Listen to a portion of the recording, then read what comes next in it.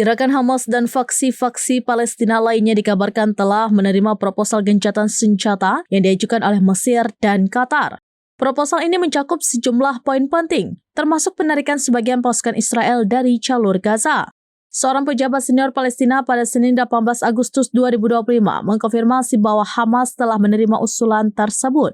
Pernyataan dari kelompok itu menyebutkan gerakan Hamas dan faksi-faksi Palestina telah memberitahu para mediator tentang kesepakatan mereka untuk menerima proposal yang diajukan kemarin oleh Mesir dan Qatar.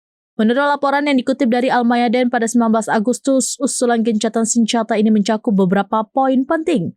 Di antaranya adalah pertukaran tahanan, pengiriman bantuan kemanusiaan ke Gaza, dan pembukaan kembali penyeberangan Rafah. Selain itu, proposal ini juga memuat ketentuan mengenai penarikan pasukan Israel.